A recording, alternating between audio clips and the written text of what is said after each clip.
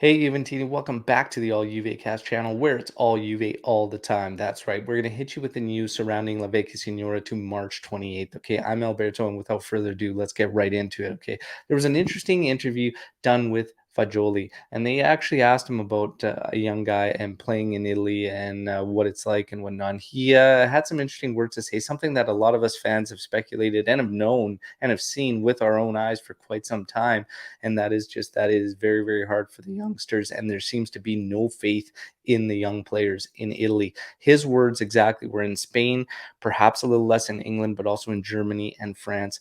Young people play and much more than in Italy. He says here, when a young player seems to miss a game or two or not have a great performance, he is deemed not ready and has to have an experience outside of the top side and whatnot.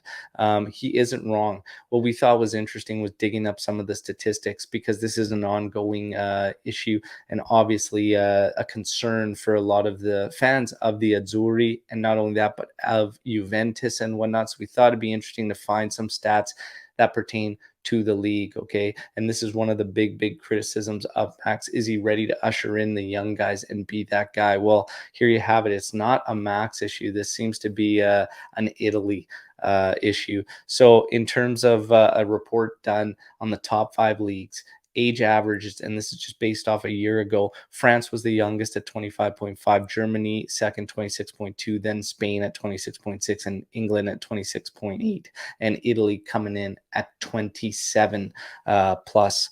Now, the other interesting notes, this was more interesting than even the average age, was club trained players. Italy, lowest, 8%. What is a club trained player? A club trained player is a player who spends 3 seasons minimum within that organization, between youth and the top side, without actual interruption. Italy, 8%. Spain, highest at 21%. Okay. This one, also shocking and staggering number, imported players. Italy, highest, 53%.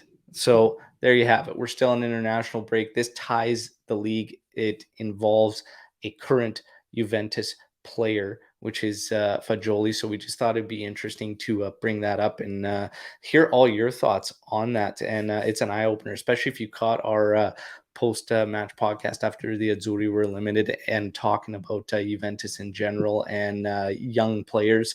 This is very, very interesting to come up. But yeah, if you haven't checked out that podcast, make sure you check it out. It's our last one. It was titled "What a Week," because it was a crazy, crazy week where we found out we lost Dybala. He's going to be moving on.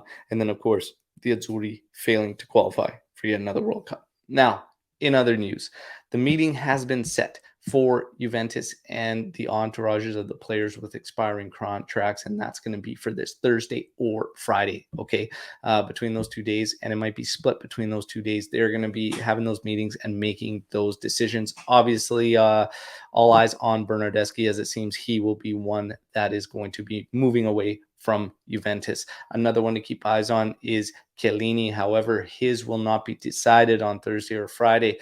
Player, everybody's still waiting to see what's on his mind, but apparently what's being reported now is that Juventus might want to part ways, even though Chiellini has a 1-year option remaining on his contract, so he could pull that option. However, the club might want to part ways. Chiellini could end up in MLS and continue to play on should he choose. Otherwise, he could even become part of the office staff at Juventus. I think one way or another, whether it's at the end of this season or in the future, he will at some point be in Juve's office. Okay, so that's the meeting into the meeting news for contracts, and of course Chiellini will be starting tomorrow against Turkey. De Sciglio also slated to start, and then the big news for the Azzurri is that Bonucci is training with the Azzurri. That makes him available for the big Derby d'Italia this Sunday against Inter. Okay, now don't forget, in terms of the Derby d'Italia, our friends in Toronto and the GTA, we are hosting a watch party. We are taking over Cafe Juventus in Toronto.